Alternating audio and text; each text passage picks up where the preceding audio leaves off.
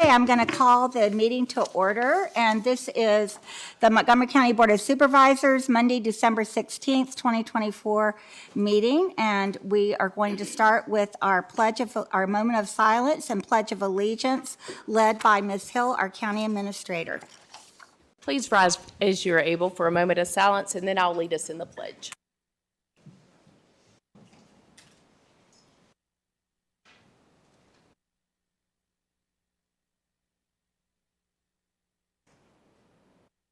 Let us pledge. I pledge allegiance to the flag of the United States of America and to the republic for which it stands, one nation, under God, indivisible, with liberty and justice for all. Thank you.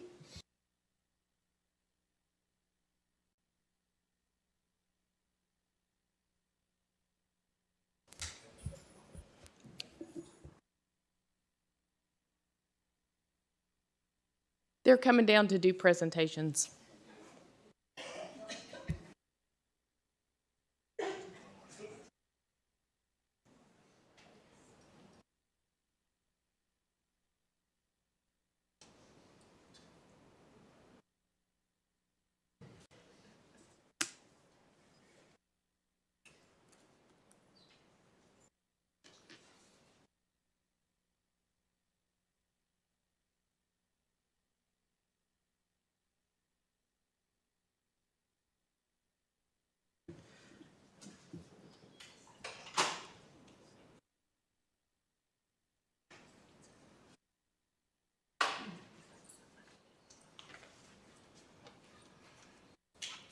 Well, good evening, and thank everyone for coming. This is a happy time. We have three outstanding individuals that we're going to recognize tonight with resolutions. And we're going to start off recognizing Dr. Pat Huber, who unfortunately couldn't be here tonight, but she sent her reinforcements. So if her reinforcements will come on up. And you're going to hold that. Okay. I'm the holder. He's the holder, and I'm the reader. Mary, can you read into that microphone behind you? Yeah. Okay, so I'm going to read this. And Mary. I'll do it. Can you? Oh, okay. Yeah, just giving them white, you're going to see my back, not the front, okay? Unless I can stretch it out. Maybe so. Okay. All right, this is a proclamation honoring Dr. Pat Huber for her retirement as president of New River Community College. Whereas Dr. Pat Huber has served New River Community College in a variety of administrative capacities for more than 35 years, becoming New River Community College's sixth president in 2017 and the first female to hold the position. And whereas Dr. Huber has numerous accomplishments during her tenure, which include offering high-quality academic and workforce development programs, increasing enrollment and growing the access to community college education, the ACE program, and whereas Dr. Huber's professional accomplishments include serving on the Community Foundation of the New River Valley Board of Directors, Pulaski County Chamber of Commerce Board of Directors, and past president of the Pulaski Rotary Club. And whereas Dr. Huber has won numerous awards during her tenure as president, including the 2024 Citizen of the Valley Award from the New River Regional Commission, the Community Women of the Year Award for 2020 by the American Business Women's Association, the 2018 Business Executive of the Year by the Pulaski Chamber of Commerce, and the 2018 Carl and Ruth Looney Humanitarian Award by Emory and Henry College. And whereas Dr. Pat Huber has announced she will retire December 31st, 2024, and whereas the Board of Supervisors expresses its deepest appreciation to Dr. Huber for the outstanding contributions she has made during her 35 years of service to New River Community College and the New River Valley community. Now, therefore, be it proclaimed that the Board of Supervisors of Montgomery County, Virginia, hereby expresses a unanimous vote of appreciation and gratitude to Dr. Pat Huber and congratulates her on the occasion of her retirement with sincere best wishes for continued good health and happiness. Be it further resolved that the original of this resolution be presented to Dr. Pat Huber and that a copy be a part of the official minutes of Montgomery County.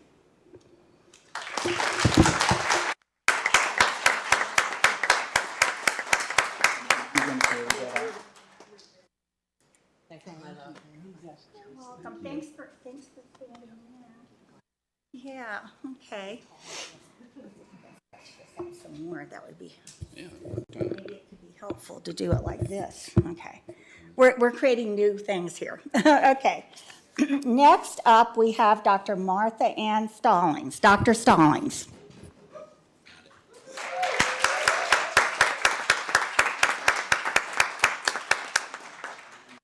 Okay, this is a resolution of recognition for New River Community College's access to community college education, the ACE program, for Martha Ann Stallings. Whereas Dr. Martha Ann Stallings retired from the Virginia Tech Training and Technical Assistance Center, which is funded through the Virginia Department of Education to support students with disabilities.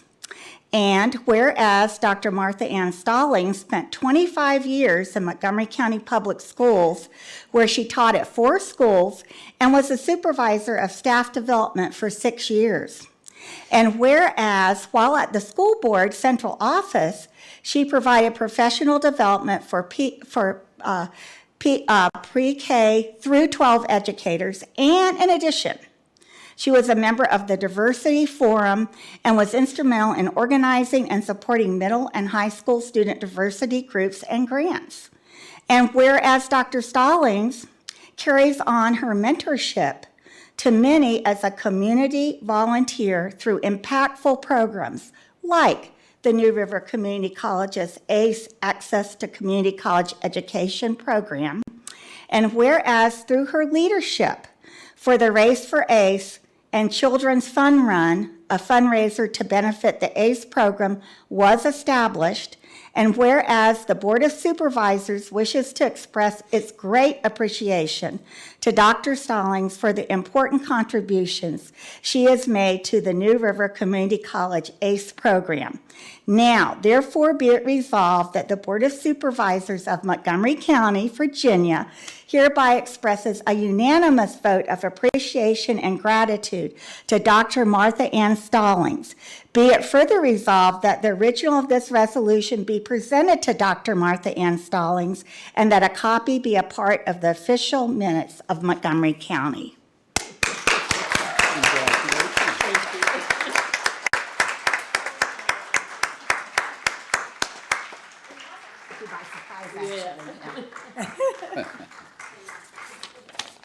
Okay. All right, so next up, Miss Tina King. We have a resolution of recognition of the retirement of Tina King, Executive Director of the New River Valley Agency on Aging.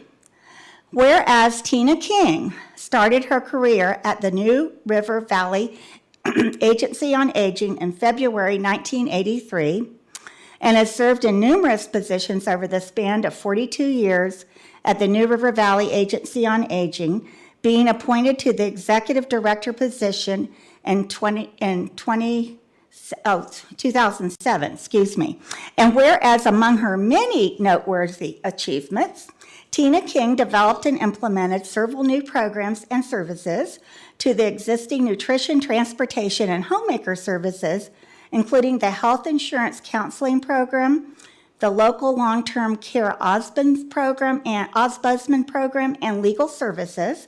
And whereas Tina King was instrumental in applying for and awarded a Virginia Department for Rails and Public Transportation grant for the Mobility Coordination Program, which continues to grow and has proven to successfully help hundreds of people find and access transportation services that meet their needs.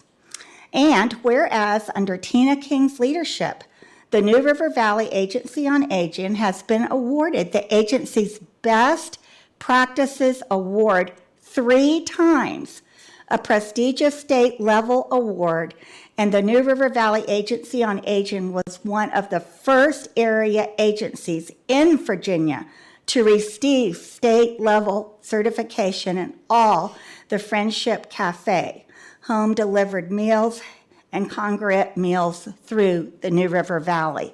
And whereas Tina King has announced her retirement beginning in January 2025, and whereas Tina King's contributions as an intelligent, thoughtful, hardworking, kind, detail-oriented, dedicated, and generous person are unparalleled and will be greatly missed. And whereas the Board of Supervisors wishes to express its great appreciation to Tina King for the important contributions she has made to the New River Valley Agency on Aging.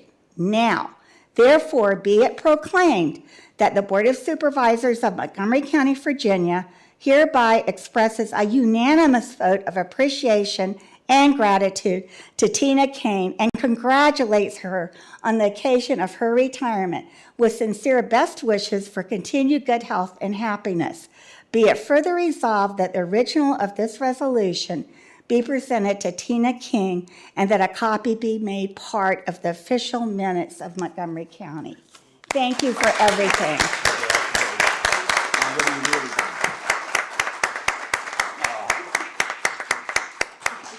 All right. Okay, I think we got it all now.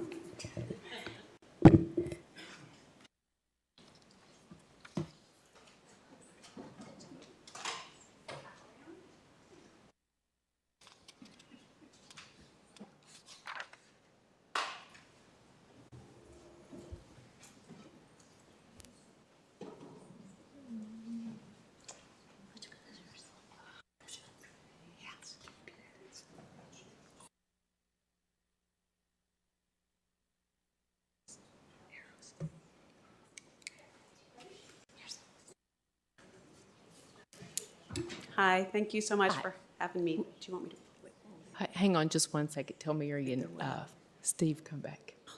Here they come. Would you like me to introduce Holly?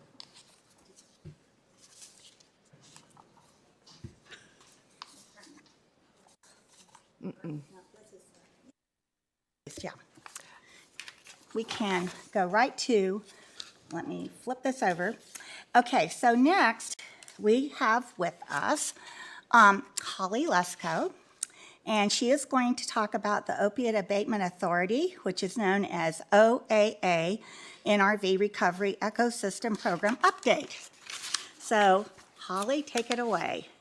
Thank you so much, Madam Chair, and the rest of the Board of Supervisors.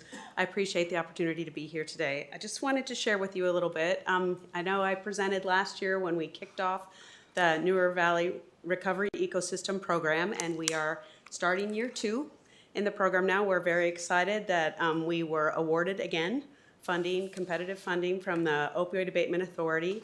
And we also had carry forward money. As you might remember, it took us a minute to get things up and rolling between the funder and trying to get everything underway. So we rolled forward some funding this year, so we have a little bit more money to work with this program, and we're very grateful to be able to move some programming forward. Just wanted to let you know some of the new things and the expanding things that are happening in year 2. We're going to be continuing with trauma training as we started out, trying to make sure that everybody is aware some of the underlying concerns of substance use disorder, and also growing our peer footprint. People with lived experience who are in recovery, tapping into their expertise and making sure that they are at their table whenever we're talking about important programming, and starting some smaller programs in Giles and Floyd in our more rural outreach areas. We're also, yes, just today, felt like yesterday, but just earlier today, we met with each one of our local government folks to talk about a community support fund at the Community Foundation. This is funding that can be made available for gap funding for services, can be anything from treatment to housing to utilities. We're still trying to form all the ways that this fund will be used and hopefully have that up and running by March. And then also we'll be funding some peer folks in some new partnerships in our region across the area.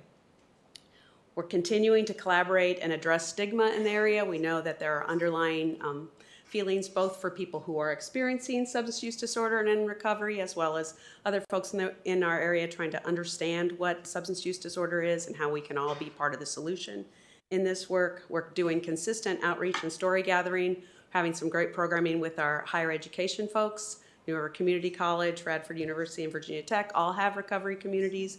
We're very engaged with those communities and trying to help them help us reach K through 12 kids, because we know those younger voices and younger faces might be more listened to in the public school systems, and providing trusted messages with messengers to deploy that information is really important. Some lessons we've learned in the last year: that partnerships take time and have to be built at all levels, knowing each other and trusting each other, and particularly understanding what each of our partner agencies and our local governments need, as well as the populations in those areas. It's been something we've been building. We can't let the perfect be the enemy of the good. Sometimes we have to try things, see how they go, and adjust them as we need to. We also owe a huge thanks to Montgomery County. This is a heavy, heavy lift, trying to understand how to distribute this funds equitably across our region as well as among our partners. It takes a lot. We've got to know all of your fiscal folks really well. We're very grateful for that. And we also continue to be a model for Opioid Abatement Authority. We're asked several times this summer to make presentations at their how-to workshops, and they continue to look to us as a star of their program, so we keep trying to shine hard for them. The last thing I'd say is that we are on the Road to Wellness website. We have a landing page there that has some really great blogs about different information. We've been guiding people through those through our Facebook and our Instagram programming, and we would encourage you. More followers are better, they tell me, so we're trying to make sure people are aware of that. So if you have any questions, I'd be happy to answer them at this time.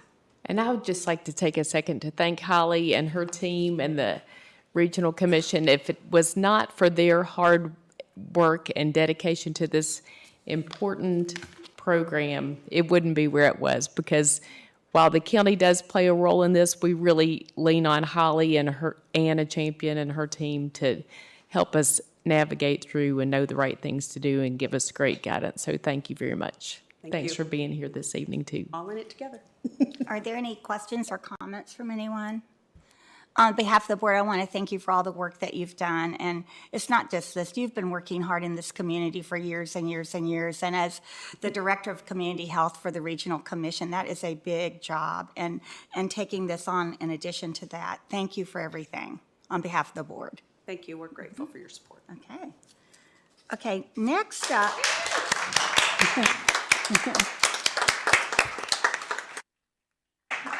Next up, we sort of have a different kind of presentation. This is from Jennifer Harris, and it's the Montgomery County 250th Anniversary License Plate Project. So tell us about that. Well, it's not just me speaking. Yeah, I see Casey coming up.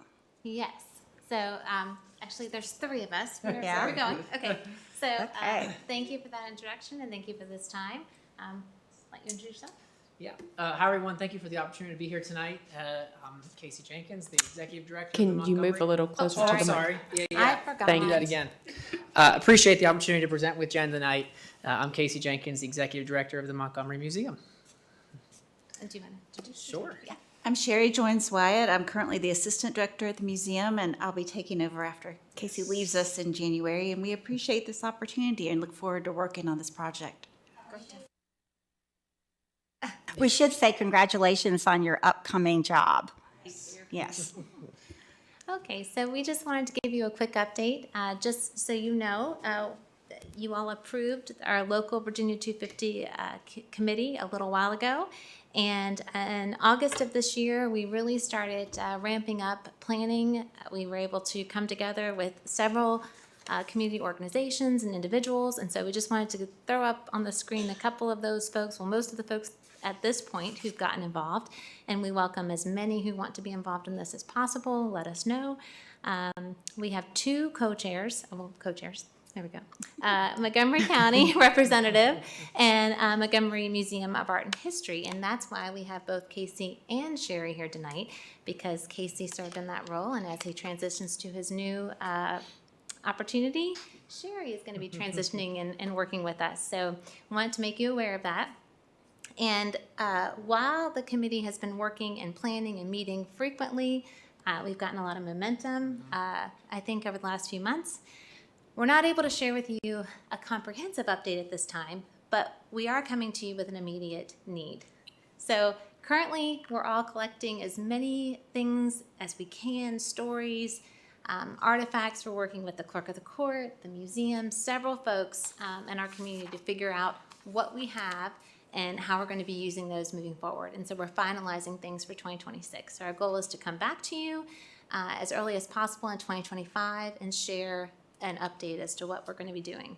But right now, as I said, one initiative needs immediate attention. And I don't want to steal the presentation here. You're doing a great job. Would one of you like to talk to the next? Sure. So as you know, Montgomery County is in a unique position where it's only one of two localities in the Commonwealth that gets to celebrate its own semi-quincentennial, its 250th anniversary. And so we have a unique opportunity to leverage that on a state level and on a federal level as we go forward. And on a local level here, one of the ideas that came from this committee, there we are, was to celebrate by putting together our own commemorative license plate that we can have the community buy into.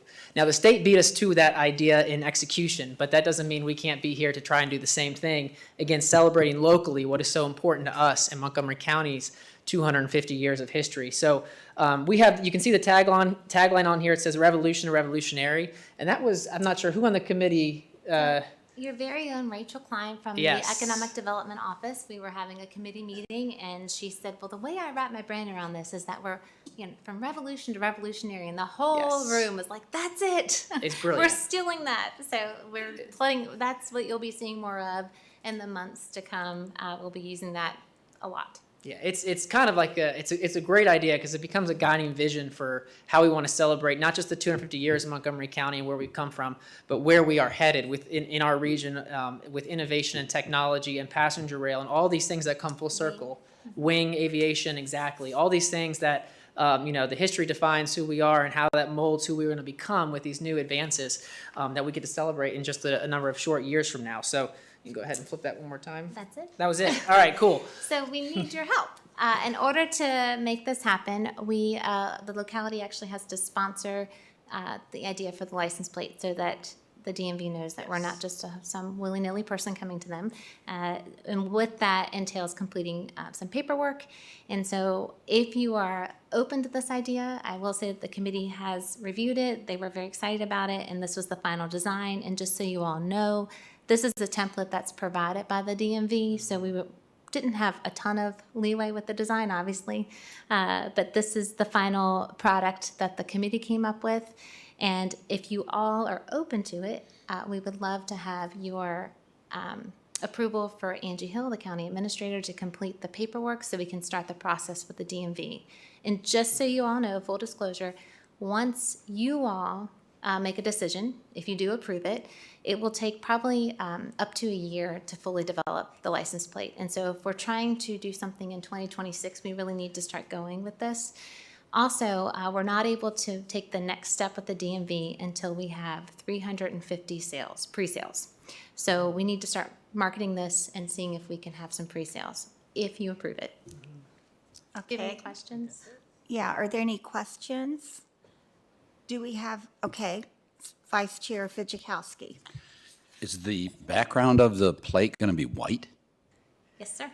Really? Well, that's the template that we were given. So, Okay. and I will say that this has the DMV has final say on this. So it's a little bit backwards in my mind. We have to go out with pre-sales and a preliminary design, and then their design team will give us final approval. So we're hopeful that we've done everything they said, so we don't have to make a lot of tweaks to it. Okay, sign me up for it. Is there consensus to go ahead so that Ms. Hill can proceed? Anthony, are you okay with it? Okay, you got it. I think you guys could sell it. You're good. Thank you. Thank you. Okay. All right. All right, next up, we have a public hearing, and it's the ordinance vacating a 40-foot unimproved right-of-way, Greenbrier Circle. And Mr. McMahon, do you want to comment on that? And then I'll open up the public hearing. Sure, I'll give this item some context.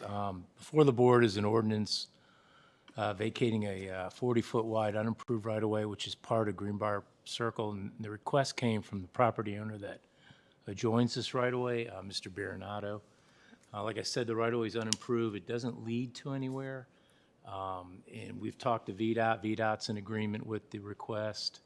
The request will be conditioned upon a 15-foot easement being retained within the vacated area. So if you have any further questions, I can let you know. I know Mr. Barinato's here if you have any questions for him. But Yeah, I see him in the audience. Are there any questions about this? So the county's not going to ever have any use for that? correct, yeah, it doesn't lead to anywhere. It dead ends right there, and then there's actually, it leads into a flood area where the Roanoke River flows through there, so. And so the area's never been developed, or not the area, but the road's never been improved, so it's basically a paper street. And VDOT says they don't need it, and so under that statute, the way it works is you vacate it, and then half the right-of-way goes to one side of the owners, and the other half goes to the other owners. So there's no utilities around it? No. The only thing VDOT asked for was a drainage easement to be retained, Okay, 15 foot, yeah. thank you. Are there any other questions? Okay, I'll open up the public hearing. We did not have anyone sign up for this. Is there anyone out there that would like to address this in the public hearing? Okay, seeing no one, we'll close the public hearing. And we'll move on to public address. And we did have a number of people that signed up, so I am going to read the guidelines tonight. This is the Board of Supervisors' time. We welcome our citizens and their input, and so it's your time to present comments to us. And the citizens that have already signed up will call on first. And following the speakers that have signed up, members from the audience may address the board. All comments must be directed to the chair and the board from the speaker's podium at the front of the room. And as I said before, it's our time to listen to your concern. The board does not reply to questions during this time. When you come up, please state your name and where you reside. You will have 4 minutes to speak either as an individual or as a representative. At the end of 3 minutes, you will see a yellow reminder light come on the box there on the podium. And at the end of 4 minutes, a red light will come on, signaling you that your time is up. Speakers may leave any written statements and/or information for the board with the board clerk, Ms. Sweeney, who is down at the end there. And speakers will be judged out of order should they engage in personal attacks or use profanity or abusive language or debate with the audience. During public address, we ask the audience to please be respectful of the speaker's time and the board's listening time by not applauding, commenting, or interrupting. So at this time, we'll start off, and I think our first citizen that has signed up is Matthew Pickett. Come on up.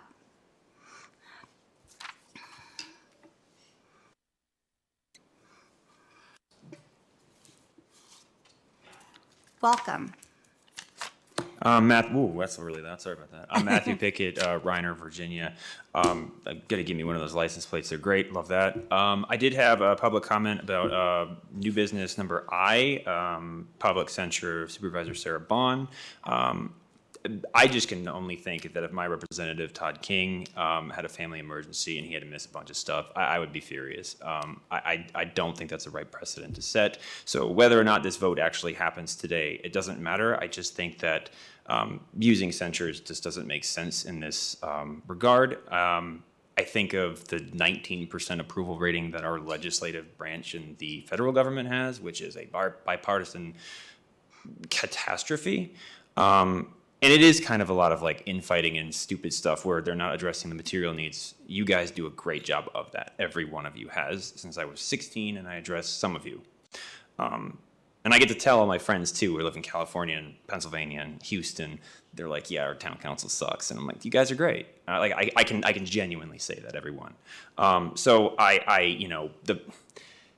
Very simply put, is that I used to have Sarah as a representative, and I've since moved to Reiner, And I feel strongly that 10,000 or 6,800 or whatever the voter is, and their families, their children, who you ostensibly represent, who cannot vote, they should be the ones that make that decision. That's why we have elections. And I think it would be unfair for somebody that's not in their district, who doesn't vote for these people, to effectively sort of limit their free speech. Maybe not entirely, but somewhat. It just doesn't seem like the most effective thing to do. And I think optically it just doesn't make sense. So thank you. Thank you. All right, next we have Megan Shepherd. And following her will be Brandy Faulkner.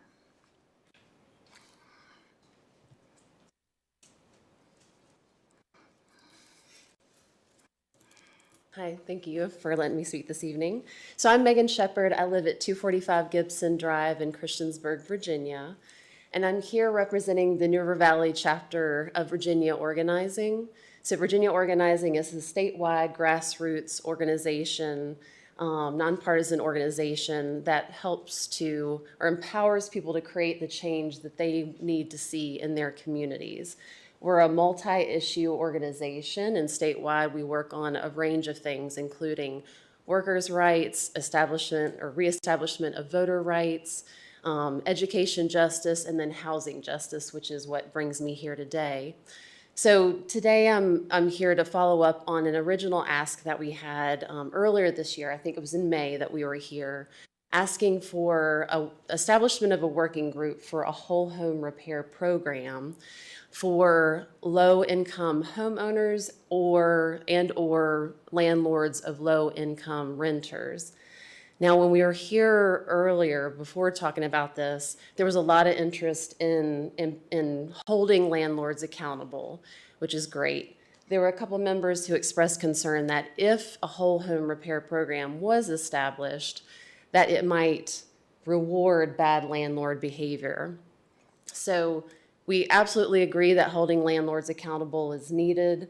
Some examples of things that when we were talking to renters included, we talked to one woman, she was a single renter who would often do her own repairs as much as she could because her landlord made her feel very uncomfortable, both in the things that he said as well as things that he did, including peering into her windows and trying to access her dwelling in the middle of the night unannounced.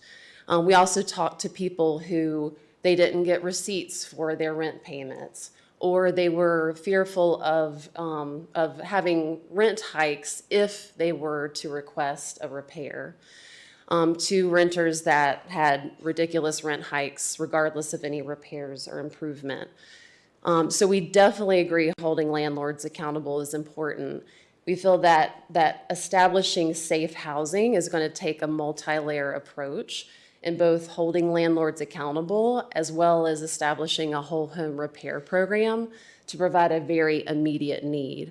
And so to just recap on some of the examples of reasons for the original ask for the whole home repair program includes inaccessibility of dwellings, whether it be someone who had a physical disability that either waited a long time or never received the accommodations that they needed, to various hazards in and around the dwelling, whether it be stairs that are in need of dire repair, holes in the floors of the dwelling, which make it not just unsafe to navigate, but also there were stories of wildlife that just had easy access to the dwelling because of these hazards, to construction debris that after repeated ask, for the landlord to get rid of the construction debris, including like not just wood, but like sharp metal, that debris wasn't getting removed. And not only do these things make it unsafe for the people living in the dwellings,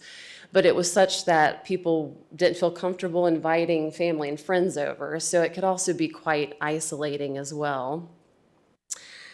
And other concerns such as non-responsive landlords.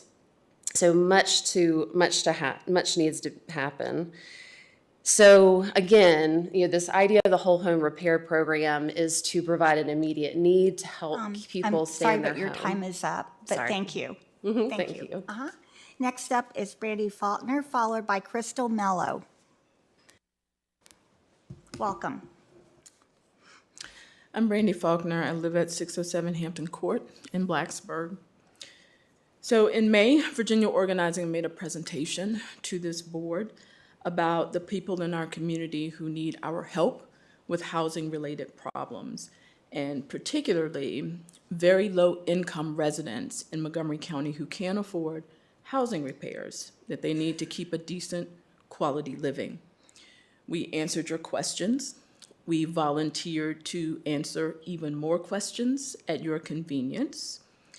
And we volunteered to share with you all of the things that we have learned directly from the people in our community as we sat with them, as we talked with them, and listened to their needs. We asked this board to get a working group together consisting of some board members, our team, and anyone else whose insight might be helpful as we think about next steps toward a whole home repair program. It has been almost 7 months, and there has been no follow-up with us. Why is that acceptable? Since that time, we have missed 2 potential grant funding opportunities, and that's just 2 that I'm aware of. Likely there have been more. Winter weather is here. It's cold outside, and people are already suffering. Low-wage workers, poor people, our people. They are facing hundreds of dollars in monthly bills just to heat their dilapidated homes that have very poor insulation, broken windows with plastic and duct tape over them, holes in the floor, and missing side panels.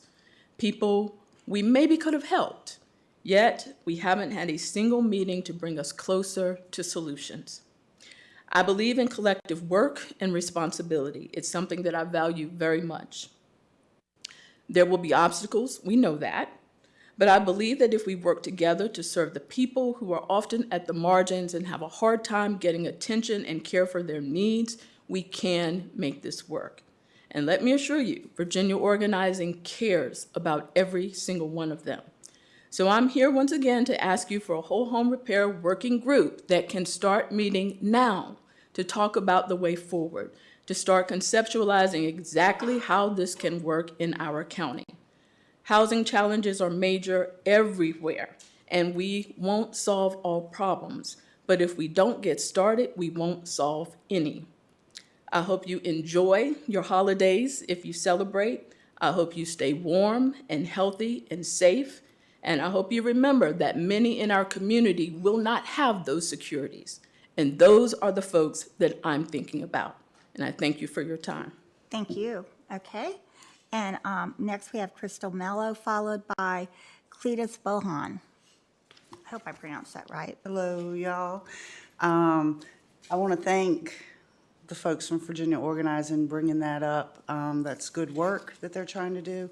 And I think some folks in our district, Steve, could probably benefit from something like that, as the many trailer parks that surround the Mountain Valley Pipeline that I know that you're aware of that could use the trailers, insulation, some help from outside orgs, grant money to do that work. I'm here to speak about the censure with Sarah, and have appreciated Sarah since the fight against the Mountain Valley Pipeline. She's not in my person, Steve is, but Sarah has always gotten the answers for us that we needed through her other constituents.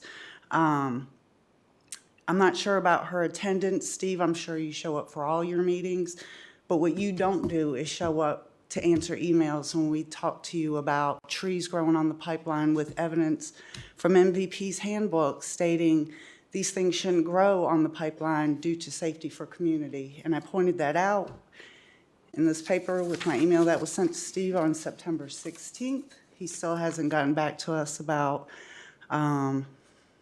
what Angie found out about that.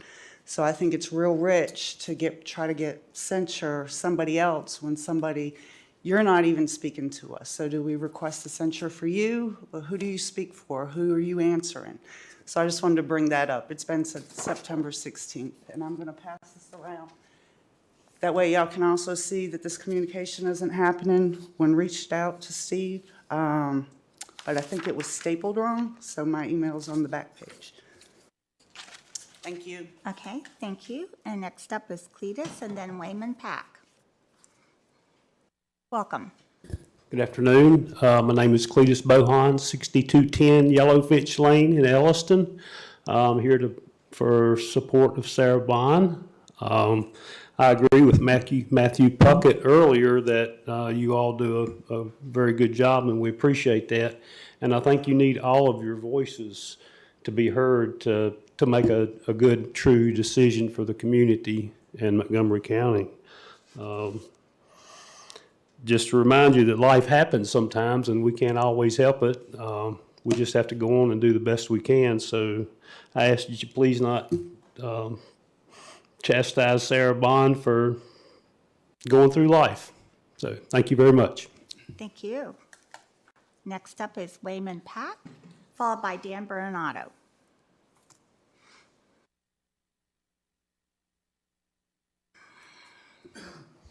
Welcome. Evening, Board. My name is Wayman Pack. Excuse me. Live on Piney Woods Road in Ryder, and I'm going to speak about something a little different. Chair Biggs' comments at the end of the last meeting amplified worries that my family and I share concerning food insecurity in this county among those less fortunate. For the past few years, our family has made a monthly donation to the local branch of Feeding America, which is called Feeding Southwest Virginia and is located in Salem. They're not large donations, but because of buying in bulk, this organization is able to provide approximately 6 meals per dollar, according to their latest information. And all donations are tax deductible. By donating to this branch of Feeding America, you are assured that all of the help provided stays local. Chair Biggs' information was very timely, as the incoming federal administration has been very open about cutting many assistance programs. Don't misunderstand me. I will be the first to admit that there is waste in every level of government, and it seems that the larger the size of government, the more waste can be found, largely because of misplaced notions of importance, lobbyists, general inefficiency, and a lack of a desire to change, a feeling of we've done it this way for a long time, so why change it? Did you hear the figures reported? Food insecurity of 13.5% right here in our county, and a 16% rate at Virginia Tech. Putting that percentage numerically, that's approximately 13,300 residents of this county, according to the latest population estimates. And while this board may not have a say in the food policies that Virginia Tech, the state, or the federal government may set, they do have a say in how the funds for the largest budget item that the county has are spent, which is this public school system. If and only if SNAP funding is reduced at the federal level, how many families in this county will be affected? How many citizens will be added to the 13.5% already affected? How many of this number are school-aged children? If you have school-aged children or grandchildren, I'm sure that you care whether or not they go to school hungry. What about those who go hungry through no fault of their own? I'm sure that you would care just as much as other county parents and grandparents care about their children and grandchildren. Maybe parents are out of the picture, and grandparents who thought that their child rearing days were over have now been thrust into a situation they never expected.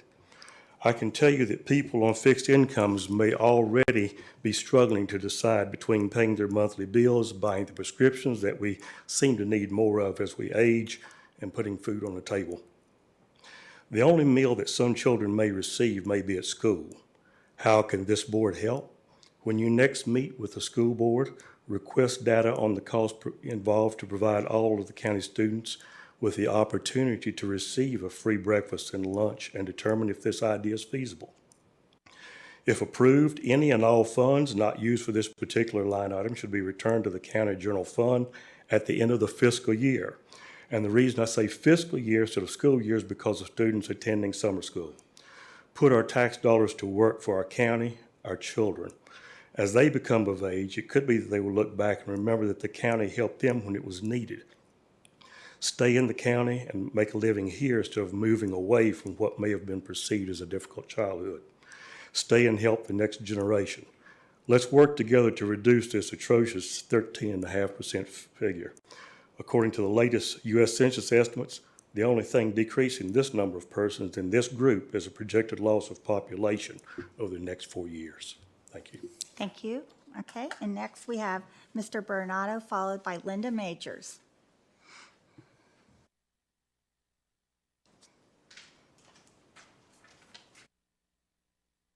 Hello, I'm Dan Baronato from 1805 Greenbrier Circle.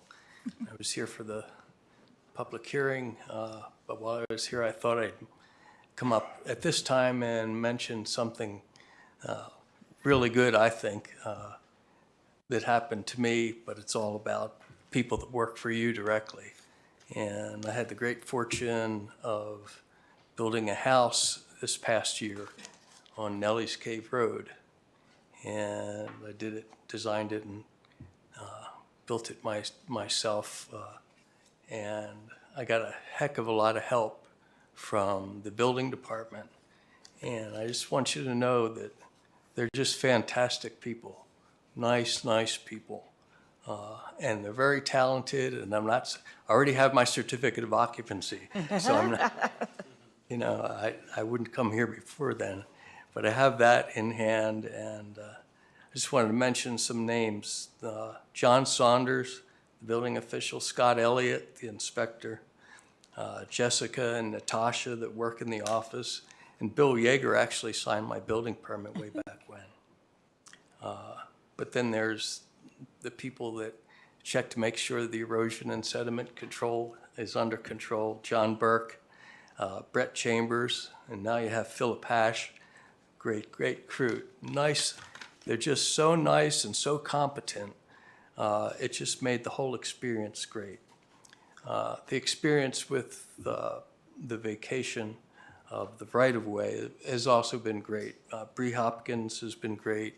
Marty McMahon has been great. And I think it's the leadership that really makes it. Angie and Scott Woodrum and Chris just do a great job. And these type of people I know from working in the school system, we can get much recognition. The guys down in the trenches doing all the work. And I think we need to do that more and more, and I just wanted to do my part in that. Thank you. Thank you. Okay, Linda Majors, followed by Irene Leach. I'm Linda Majors, 2620 Mount Tabor Road, Blacksburg, Virginia.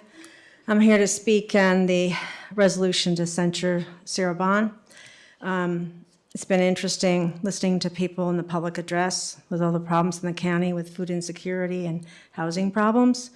And I think that's where the focus should be, rather than on trying to censure somebody that we consider is doing a wonderful job for us. I am going to read, you have already gotten emails from a lot of people in District A and some other districts. I'm going to read excerpts from some of them that I think express the points that we feel most succinctly. Earl Irwin, my neighbor, District A. As a resident of District A, I find it disturbing that our supervisor may be censured and silenced by the board. The residents of our district have relied on Sarah Bond to be our voice and represent our interests, as the geography of our district has been decimated by the Mountain Valley Pipeline. Ms. Bond has been our avenue for carrying forth our concerns to the board and the county. We have had no complaints with her representation of us in that regard. In fact, we often have felt that she is the only one or the only ones listening and willing to amplify our pleas for safety and oversight of this environmental disaster. How can she continue to represent our concerns to the board and the county if she's silenced? Next one is Louisa Gay, District A, Bishop Road. I object to the public censure of my representative, who has proven to be an outstanding individual. Ms. Bond is responsive, willing to take a phone call, meet with you, reply to your email in a timely manner. She has been accountable to her constituents by obtaining actionable results. Emily Satterwhite, resident of the county. I am saddened and mystified that the board would pursue censure to address 5 absences and 2 remote attendances on the part of such a dedicated public servant. Robert Jones, my neighbor, I cannot fathom that you are considering censure for Sarah Bond.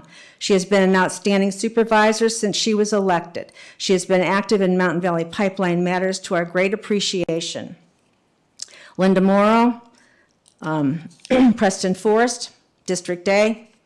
I feel Ms. Bond has done a very good job representing my district over the past 7 years. She is responsive and available to her constituents. This type of censure seems an excessive step for just attendance, and again, it would be punishing constituents. If we decide we are not happy with her service, we will let her know at the next election. I request that you vote against this resolution. Pat Tracy, resident of Montgomery County.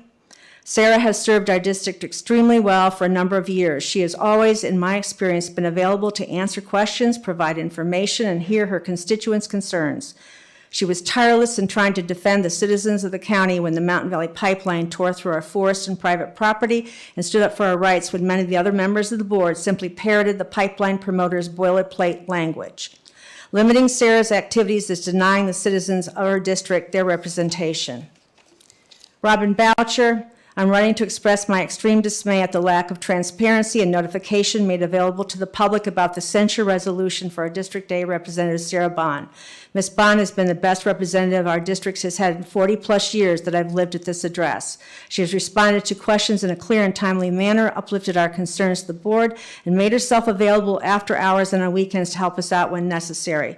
Finally, we will be losing our voice through Sarah Bond for over a year. This is all wrong. Censure is a public reprimand, save for large offenses. As a constituent in Sarah Bond's district, I kindly ask the board to reconsider their choice because not only Sarah's voice will be silenced, but all of us living in District A. Tina Badger, while Sarah does not represent me, she has went out of her way to represent people and answer questions. Thank you. Your time is up. Thank you. All right. Next, Irene Leach. I'm Irene Leach. I live in the Roanoke area of Montgomery County. And for over 10 years now, I've been involved in the pipeline battle, both for my home farm that the Atlantic Coast was going to cut through the middle of, and then here in my property in Montgomery County. And in general, Montgomery County has been a whole lot more responsive to us as landowners and kinder when we came to these meetings. And a big part of that has been Sarah Bond. She's been our main way to get questions answered and help. She's always been available, and it really seems unfair to do this kind of thing. If she hadn't told us about the meetings related to safety, we wouldn't have known, and nobody would have gone to the meetings. Both years that they've happened, our information has come through her. There's not been any public advertising, that kind of thing. And so it's been really important to us that because we're very, very concerned about safety as this goes forward. And I can also say, as someone who since May has been tied up with family obligations, taking care of a cousin who died a couple weeks ago, I haven't found that our world is really understanding when people have family things going on. And I think we need to be a lot more caring about each other. So I encourage you to not support the proposal. Thank you. Would anyone else like to come forward to speak at this time under public address? Okay, seeing no one, we'll close public address and we'll move on to see if there are any addendums, Ms. Hill. No addendum. Okay, we do have a work session scheduled, and this is to talk about the cooperative tourism agreement. Do I have a motion to go into work session? So moved. Is there a second? Okay. Roll call, please. Ms. Bone? Aye. Mr. Kitts? Aye. Mr. King? Aye. Mr. Fitchukowski? Aye. Ms. Demontz? Aye. Mr. Grafsky? Aye. Chair Biggs? Aye. 7 ayes. Okay. So, We're going to welcome Chris. Chris Lawrence here tonight, who is the Deputy County Administrator, but he's going to present to us as the Interim Tourism Director.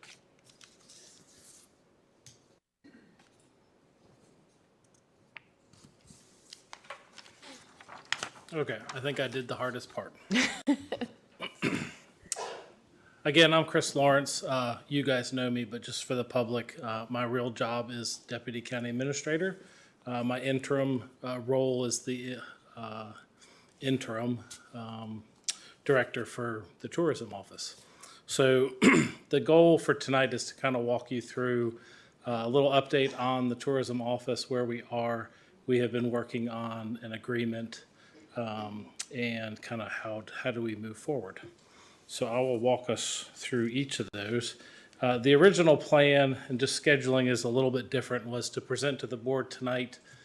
Tomorrow I will go to the town of Blacksburg's town council meeting in their work session. Originally, I would go to the town of Christiansburg on Wednesday at their evening work session. They invited me to come last week at their regular business meeting for the tourism presentation, which allowed them not to have an extra work session meeting this week. So I have presented to Christiansburg, and I'll touch on that. So our tourism program is an agreement. It's a partnership between three parties: the county, the town of Christiansburg, and the town of Blacksburg. And we have a written agreement that started back in 2011. It expired basically about 1.5 years ago, and we have just operated under those premises until we now have, thanks to Marty and Nancy, kind of a new agreement that's been revised, and our tourism operating board has recommended the agreement to all the elected bodies. So that's ultimately where we are.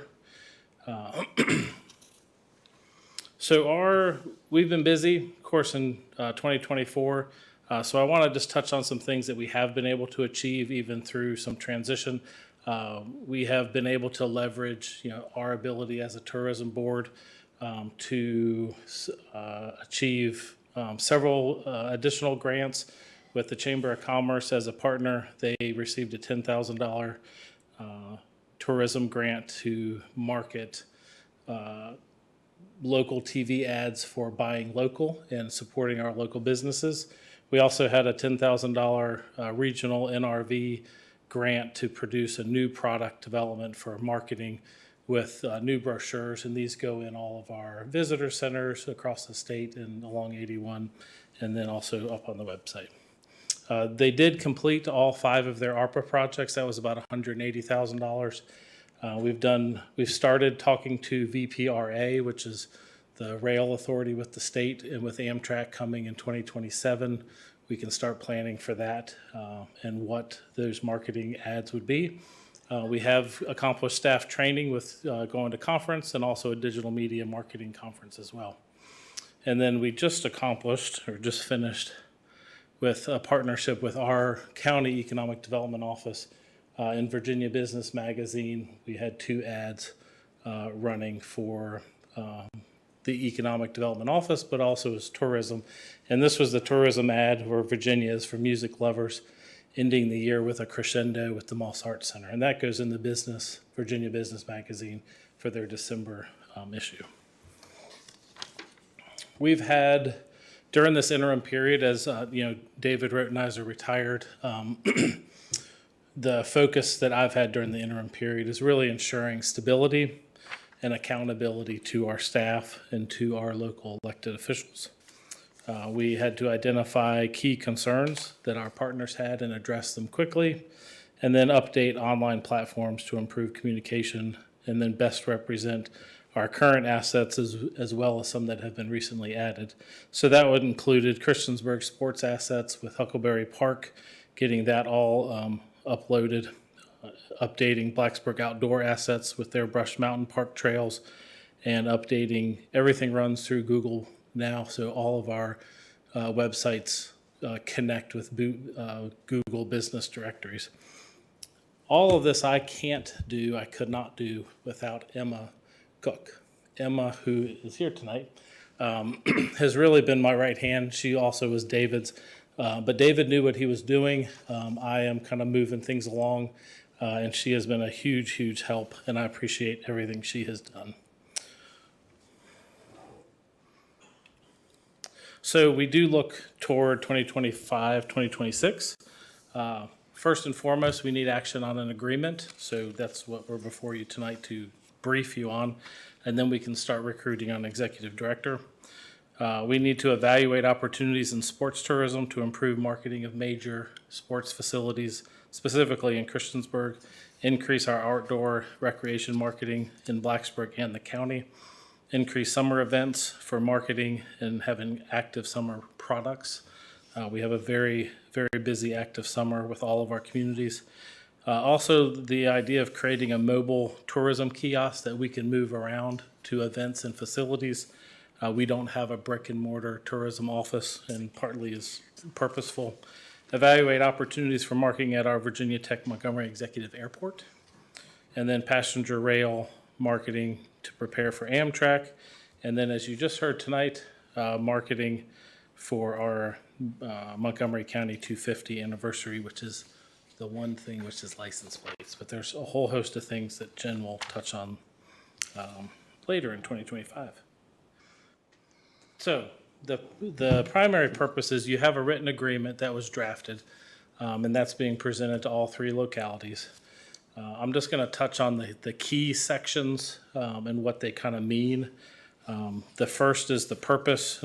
It's kind of the overarching purpose is a comprehensive tourism program that highlights and supports history, outdoors, sports, culture, and the arts. We do have an oversight operating board, which is the tourism operating board. They direct staff, they do the work program. We do the work program, they approve it. They also approve the budget and then the annual report. Those ultimately do come to all three elected bodies as well. We did just finish our 2023 audit, which was clean, had no findings, so that was nice to know that we are doing things the right way financially. And that is a lot to do with, again, our county finance department as the fiscal agent. And they're working on 2024 as well, which should be done later this winter. But it just reaffirms that we're doing things correctly money-wise. The funding formula. The current agreement says it's 1% of transit occupancy tax, and that is an extra percent that all three localities added for the hotels. And we take that funding, and then that's how we pay for all of our initiatives. One of the things we identified, and it's really just a natural state of the county has 2 hotels compared to Christiansburg and Blacksburg, who have dozens of hotels. We don't have a large contribution in a $460,000 budget. We're about $30,000 to $40,000. Now we do our fiscal agent job, and we have staff support. So one of the things that we brought up was the idea of supporting financially the tourism efforts at a little bit higher rate that allows the county to participate higher through taking 0.002% of our sales tax. The county receives the bulk of sales tax, and each town has a much smaller amount based on their school-age population. That allows the county to bump our contribution up by about $37,000, and it impacts the towns about $4,000 to $5,000. So if all of us did that, everything would raise up a little bit, but much more on the county side. So that's in the proposed agreement.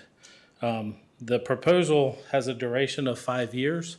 That's what we proposed with 2 successive 5-year periods. When I did present to Christiansburg, and they did take action last week on their side of the agreement, they approved a 3-year term with 2 successive 3-year terms. So that would be 9 years rather than 15 years. So it is something just to highlight that the county and the town of Blacksburg also will have to decide 5 years or 3 years, but Christiansburg's already voted on 3 years. There's always a termination clause in there, so any party can get out in a reasonable time frame. And I think lastly, we do have advisory group that just gives us the industry perspective of hotels, restaurants, and citizens. That gives us some guidance. And I think lastly, later in the meeting, you will have an action to schedule a public hearing for January 13th, where you would see if there's any other public comment and can take action on the actual agreement itself. And I'd be more than happy to answer any questions that you have. Okay. How about down on this end? Do we have any questions for Chris? Okay, how about over here? On behalf of the board, Chris, I just want to say that you jumped right in there and took this on along with your regular job, and we thank you for your dedication and for sort of pulling things together and being able to present to the two towns also. So thank you for your hard work. Thank you. All right. Okay. Anything else for the work session? Anything else? I think that's all. We will have a public hearing, and then an ordinance will come before you, I believe, in January to vote on the new agreement. Okay. If you have any questions, you can reach out to us in the meantime. All right, motion to come out of work session. So moved. Is there a second? Second. Okay, roll call, please. Mr. Kitts? Aye. Mr. King? Aye. Mr. Fidzikowski? Aye. Mr. Motts? Aye. Mr. Grafsky? Aye. Ms. Bone? Aye. Chair Biggs? Aye. 7 ayes. All right, so now we're looking at our items of consent. Is there a motion to pass the items? Motion to approve the items of consent. Okay, is there a second? Second. Any discussion? Just one little item of disclosure. So, let's see here. I think it might be under new business. Was it under new business? Yeah. Oh, okay. Then never mind. I'll wait for Then new you're business. Okay. Okay, you're okay. Okay, anyone else? All right, roll call, please. Mr. King? Aye. Mr. Fidzikowski? Aye. Mr. Motts? Aye. Mr. Grafsky? Aye. Ms. Bone? Aye. Mr. Kitts? Aye. Chair Biggs? Aye. 7 ayes. All right, so that leads us to our new business items, and we'll start off with the first one is the MCPS Capital Fund Transfer. Would you like to say anything about that, Ms. Hill? This is a transfer from the funds. It's similar to what we've done recently to transfer funds from the future capital projects that are the pennies set aside on the tax rate for school capital projects to be used for the HVAC system at Harding Avenue Elementary School.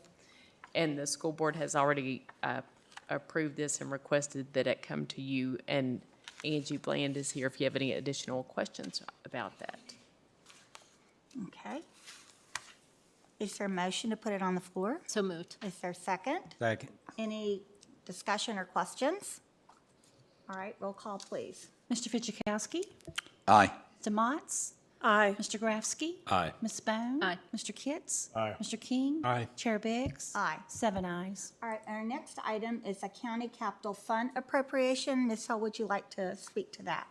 Yes, this appropriates funds out of undesignated fund balance. We've spoken about that at previous meetings to begin getting some of the projects that are included in our capital improvement program and other capital projects that we have on our horizon started, to do some architect and engineering services for the renovation and planning for these 3 projects: the Christiansburg Library renovation project, courthouse parking deck repair, and the 201 Radford Street renovation project.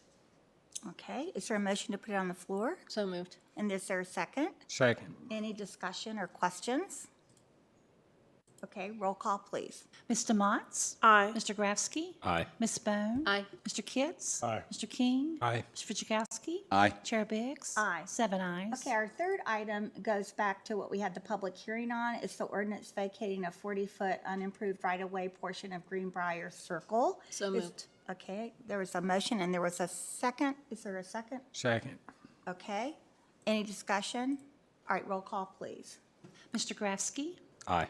Mr. Kitts? Aye. Mr. King? Aye. Mr. Fidzikowski? Aye. Mr. Motts? Aye. Ms. Bone? Aye. Chair Biggs? Aye. 7 ayes. Our fourth item is to schedule a public hearing on the cooperative agreement for the joint tourism program that Chris was just talking about. Is there a motion to put that on the floor? Motion. Is there a Second. second? All right, any discussion? All right, roll call, please. Ms. Bone?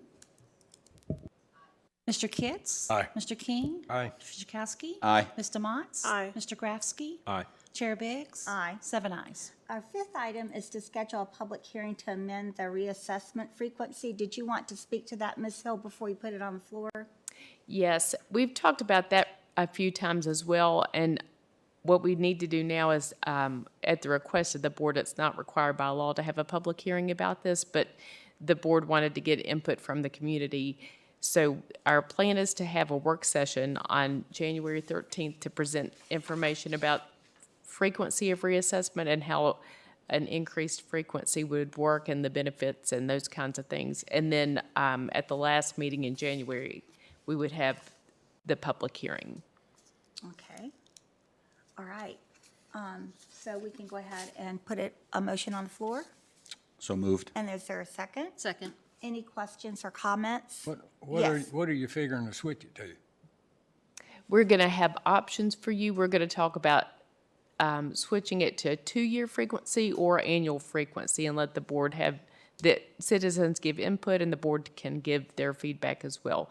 So we'll present the information first at the meeting, at the first meeting in January, so that then when the citizens come, they'll have already had the opportunity to hear the information.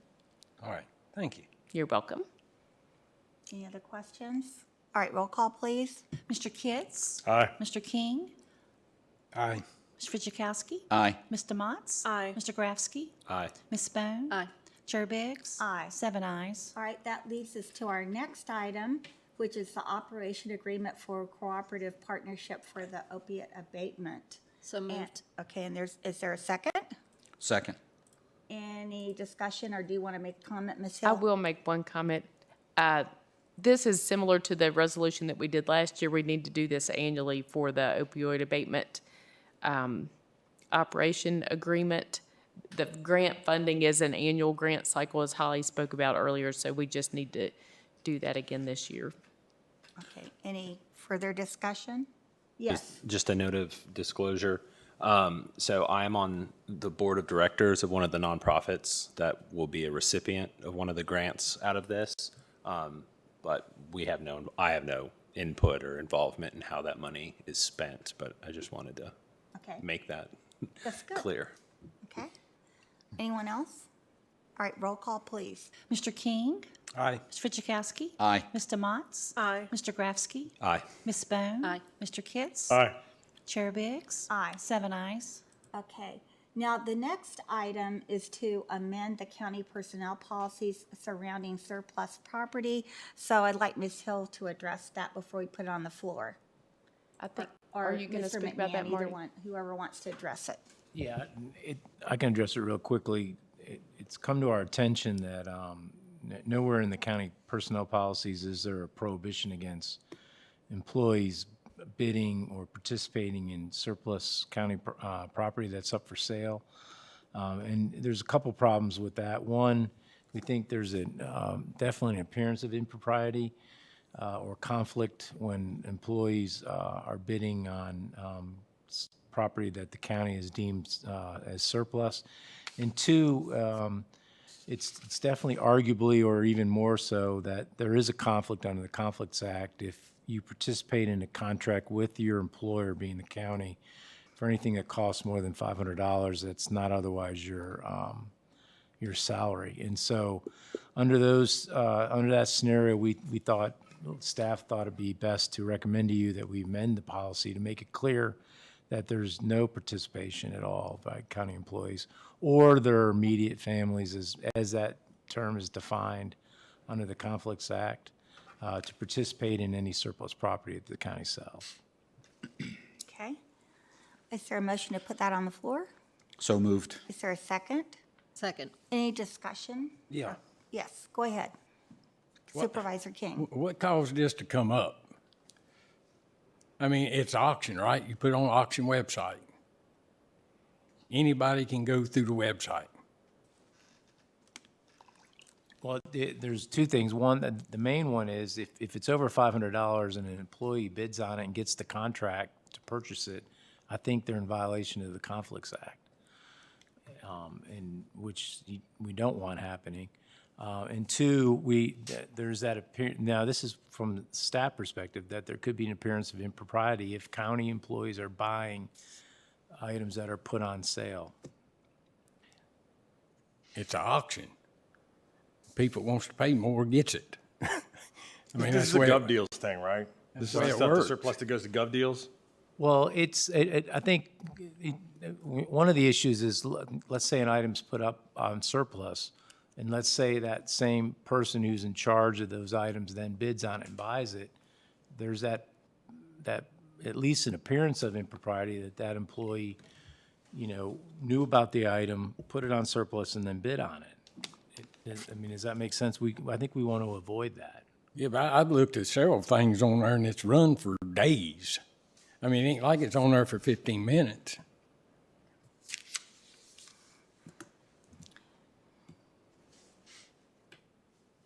Yeah, I've got to come back on this one too, because I understand where you're coming from and the optics of it, and I have to disclose this, that a lot of my business stuff is done on Gov Deals. So we get a lot of surplus printing equipment, things like that. So I haven't purchased from Christiansburg, or Montgomery County, but I have from Pulaski in Pulaski County, or we just got something from Roanoke County. So while I understand the optics and it is an auction and it goes to the highest bidder and it's put out there and it's a requirement for us to do our surplus through that process. And I'm kind of where Supervisor King is, but I also understand what you're saying about the optics. But I just have a hard time with that because it's going out into the public and the opportunity for other people to purchase it. So it's out there and it goes out there for, I think, a minimum of 14 days, I think. I think that is correct. So it's out there with the opportunity for other people to get it. But I just have a little heartburn with that because of that's how I've done business for the last 10 years or seven years. So it's just it's a little bit of a quandary on that one. So I'm a little bit with Supervisor King. It's like it goes out to the public and other people have a chance to get it.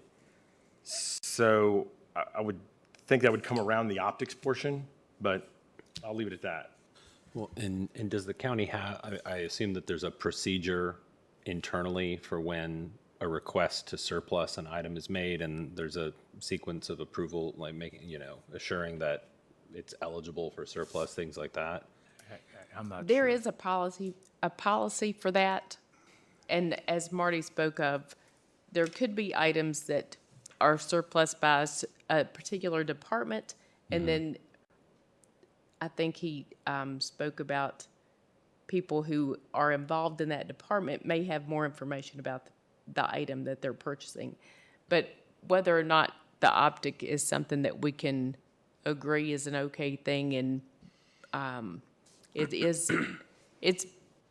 the auction is online, so you don't know who you're bidding against. People are just placing their bids, but I think the conflict of interest portion of it, I'm not going to speak about that legal part, but I think that is a major factor that you brought forward for us. The limit's 500. If it's 500 or more, then you're potentially in violation of the Conflicts of Interest Act. In other words, they can bid on things less than $500. Correct, under that act, correct. But this proposal is that they can't bid at all because it's hard. I think it would be difficult to have the threshold met, but. What are you calling immediate family? It's as defined under the Conflicts Act, so it would be a spouse, it would be a child that lives. People living in your house? Yeah, lives in that household, correct. It also includes people with which you have a close financial relationship. Correct, or someone you're taking care of in your household who may not be, who's a family member, but, is not, quote, a child per se, but yeah. Anybody in your household? Correct. I think this is a good idea because I've worked for companies that didn't have this type of policy and there was abuses. And I think it's good for us to take the higher ground on this one and just eliminate it. I don't think anybody's going to be hurt by it. I don't know how much surplus property our employees would be buying to begin with, but I think it just puts us at a higher standard, and I think that's better. I agree with So I'm in Steve. favor. Anyone else want to? Been doing it for years. I'm just trying to figure out why this just come up. We have reviewed recently the surplus property process and the timing of it and how long it takes to get things surplus and that kind of thing to try to get a better handle on that. We've had the surplus property policy, or I guess I should say procedure, for a while. And when we went through that, I think that might be when it was identified that we didn't have anything in the personnel policy about whether or not employees could bid on those items.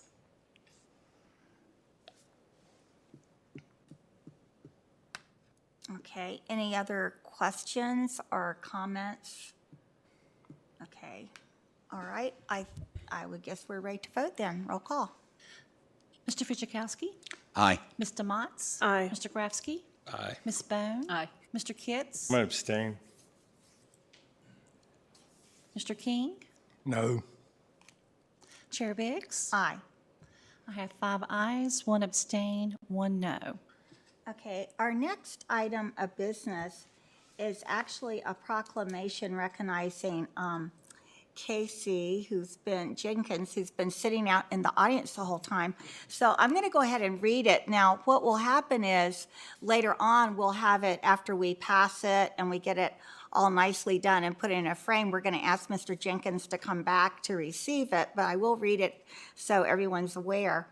It's a resolution of recognition, Casey Jenkins, Executive Director, Montgomery Museum of Art and History, whereas Casey Jenkins was appointed the Executive Director of the Montgomery Museum of Art and History in June 2021, and whereas Casey Jenkins announced he has accepted a new position as the Executive Director of the Virginia Association of Museums effective January 13th, 2025, and whereas Casey Jenkins was instrumental in the relocation of the museum's operations from Pepper Street to downtown Christiansburg in a 15,000 square foot former bank building, and whereas Casey Jenkins, along with the Montgomery Museum's Board of Directors, led a successful fundraising capital campaign which raised $1.5 million in capital funds applied towards building enhancements and infrastructure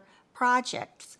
And whereas among his many noteworthy achievements, Casey Jenkins developed and implemented several new programs, exhibits, and events, resulting in a 250% increase in museum visitation and a 225% growth of the museum's operating budget.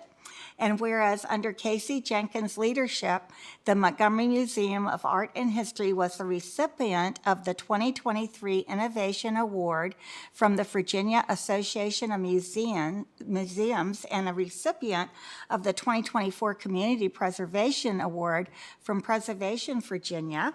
And whereas Casey Jenkins was elected as the Distinguished Nonprofit Leader of the Year Award by the Montgomery County Chamber of Commerce, and whereas Casey Jenkins' contributions as an intelligent, thoughtful, hardworking, kind, detail-oriented, dedicated, and generous person are unparalleled and will be greatly missed. And whereas the Board of Supervisors wishes to express its great appreciation to Casey Jenkins for the important contributions he has made to Montgomery Museum of Art and History and to the citizens of Montgomery County, now therefore be it proclaimed that the Board of Supervisors of Montgomery County, Virginia, hereby expresses a unanimous vote of appreciation and gratitude to Casey Jenkins and congratulates him on his professional opportunity as the Executive Director of the Virginia Association of Museums, and sincere best wishes for continued good health and happiness. Be it further resolved that the original of this resolution be presented to Casey Jenkins and that a copy be a part of the official minutes of Montgomery County. So I think we just had one typo in there. Yeah. So we'll get that fixed. So on behalf of the board, you have done an outstanding job of attracting all these people into the museum, having events. It's just been an exciting adventure, and I'm sad that you're leaving, but I know that your next great adventure is going to be encompassing all the museums. So does anyone else want to say anything to Casey while he's here? Good job. Yeah. All right. Okay. And I make that motion. You did. Do we have a second? Second. Any further discussion? All I right, just roll- hope people say nice things about that, Yeah. about me like that someday. All right, roll call, please. Mr. Motts? Mr. Grafsky? Aye. Ms. Bone? Aye. Mr. Kitts? Aye. Mr. King? Aye. Mr. Fidzikowski? Aye. Chair Biggs? Aye. 7 ayes. Okay, our last item of business is a resolution concerning the public censor that we had heard a little bit about earlier in public address, and you've received emails. And so what I'm going to do is I'm going to read the resolution, and then I have a comment afterwards, and then we'll just see what happens after that. So the resolution states, whereas the Montgomery County Board of Supervisors expressed their displeasure with the consistent failure of Board of Supervisors member Sarah Bone to attend in person the meetings of the Board of Supervisors, as well as her absences from meetings of the Montgomery County Public Service Authority and of the New River Valley Community Services Board to which she was appointed. And whereas Board of Supervisors member Sarah Bone entered into a memorandum of agreement following mediation with Dean Lynch, a mediator from the Virginia Association of Counties, VACO, and Mary Biggs, chair of the Board of Supervisors, to address and resolve attendance-related issues. And whereas pursuant to the memorandum of agreement, Board of Supervisors member Sarah Bone committed to attend all remaining meetings of the Board of Supervisors, the Montgomery County Public Service Authority, and the New River Valley Community Services Board for the year 2024, with the understanding that failure to do so could result in disciplinary action, including public censure, and whereas despite this agreement, Board of Supervisor member Sarah Bone failed to attend the regularly scheduled December 2024 meeting of the Montgomery County Public Service Authority and the New River Valley Community Services Board, and whereas the standard of conduct and code of ethics adopted annually by the Board of Supervisors emphasize consistent attendance as a fundamental responsibility of board members, which is vital for effective governance and decision-making. And whereas the Board of Supervisors seeks to formally express its disapproval of Board of Supervisor member Sarah Bone's continued absences from critical meetings and her failure to fulfill the obligations outlined in the Standard of Code of Conduct of Ethics and the Memorandum of Agreement. Now, therefore, be it resolved by the Montgomery County Board of Supervisors that the Board of Supervisors hereby formally censors Board of Supervisor member Sarah Bone for her repeated absences from Board of Supervisor meetings, Montgomery County Public Service Authority meetings, and the New River Valley Community Services Board meetings, as well as her failure to meet the commitments set forth in the Standards of Conduct, Code of Ethics, and the Memorandum of Agreement. Be it further resolved that the Montgomery County Board of Supervisors hereby revokes Board of Supervisors member Sarah Bone's appointments to the Montgomery County Public Service Authority, the New River Valley Community Services Board, and the Fairview District Home Board, effective as of December 16th, 2024, the date of this resolution of public censure. And at the end, it says adopted the 16th day of December 2024 by the Montgomery County Board of Supervisors. What I wanted to make a comment on, I think that there was some misinformation maybe that circulated. The censor does not mean that Supervisor Bone cannot vote. She can certainly vote. And it does not mean that she can't speak and represent her district. She can certainly do that. It is removing her from 3 appointed boards, the Public Authority Board, the New River Valley Community Services Board, and the Fairview Home Board. And it's not about her representing her constituents, but being an active and present participant at the Board of Supervisors meetings and at the meetings of the boards that she was appointed to. With that being said, that is what it reads, and is there a motion? I would make a motion to censure. Is there a second? Second. Okay, and now we'll have discussion. So we can start. Supervisor Bowman, would you like to say something? I'd like to wait.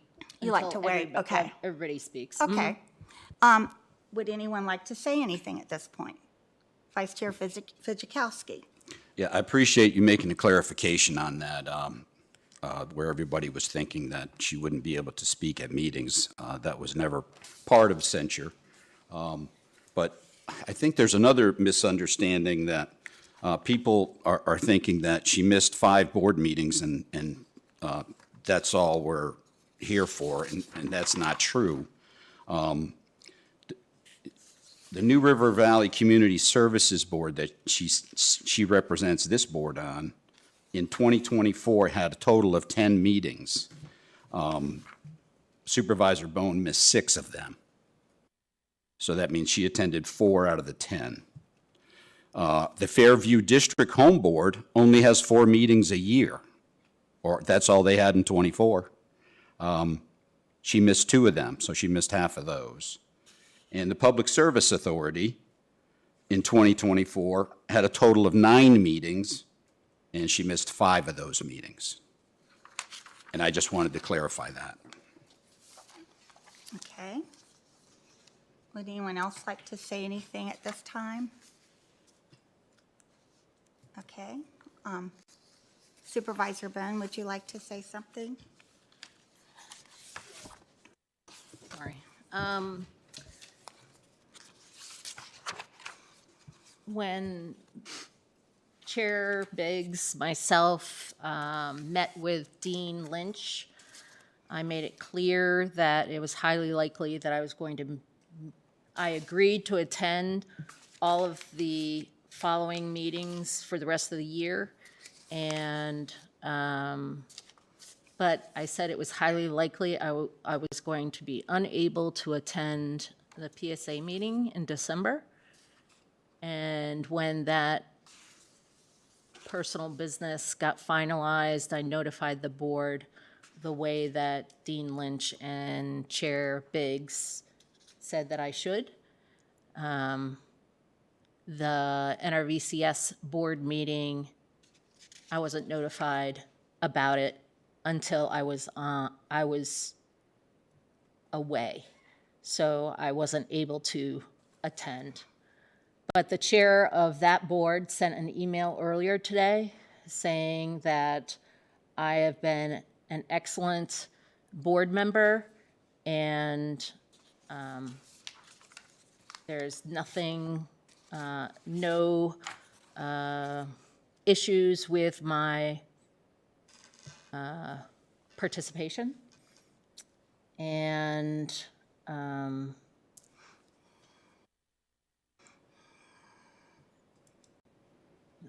it's fine that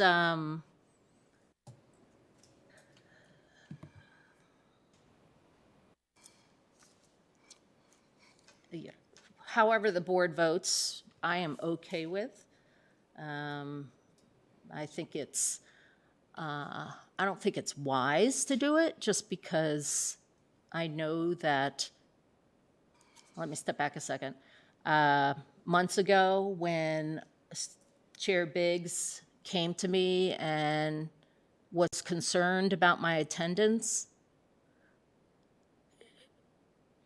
she never, no one ever said that it was going to be a significant issue.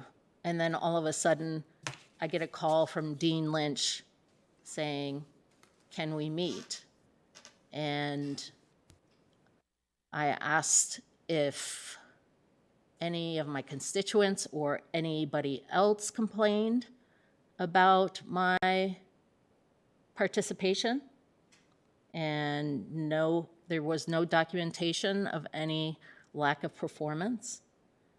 And then when I got that, when we went to that meeting on October 11th. As I said, I understood Chair Biggs said, we really want you to attend these meetings. We miss you attending these meetings because of your participation and things like that. And if my attendance is 90% or above for all of my meetings, I would think that that would be okay, considering personal reasons that I've been going through for the last 2 years, the divorce that I'm going through with my husband, which has been very difficult.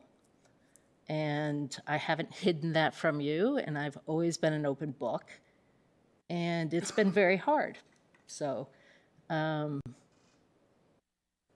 but if you asked me about what meetings I was going to miss this year, specifically in August, it was a once in a 20-year trip for my family. Every 20 years, we go to Europe and visit our relatives in Slovakia and Switzerland. I had no control over the dates. Bless you. Sorry. In September, I was planning on only missing a week and a half for my college's 200th anniversary, which only happens once every 200 years, and my nephew's wedding, of which we've not had a wedding in our family for over 3 years. But my sister-in-law's brother died of Lou Gehrig's disease at age 57, and I felt it was important to attend that, which meant that I was going to miss a month here. I didn't think that it would be that attending virtually was a bad thing. Up until that point, no one ever told me that attending virtually was a bad thing. And I'm certainly not breaking any rules when I attend virtually. I can't attend virtually the New River Community Services, and I can't attend virtually Fairview Home. But I would have said I was going to miss a lot of those dates because of those 5 things. But I also look at 2025 and I see nothing conflicting with any meeting. So here I am in my 7th year of being on this board, and I had a cluster of personal things going on at once, and now I'm being reprimanded for it when, for the next 6 months or even 12 months, I'll probably be very close to 100%. I don't see any problem with that. So I think that you would want me to continue doing my duty as a board member by attending New River Valley Community Services and Fairview, and PSA. So it's completely up to you. If you think that this is the right thing to do. This is an unprecedented thing. Dean Lynch specifically said that no other Board of Supervisors has ever done this before. In the agreement that Chair Biggs, myself, and Dean Lynch signed, it said that censure would be the last resort. I personally don't see how missing one more PSA meeting, because especially since I told everybody that I would likely do that, and NRVCS meeting that I found out late about, warrants this. Thank you. Okay. Does anybody else want to comment?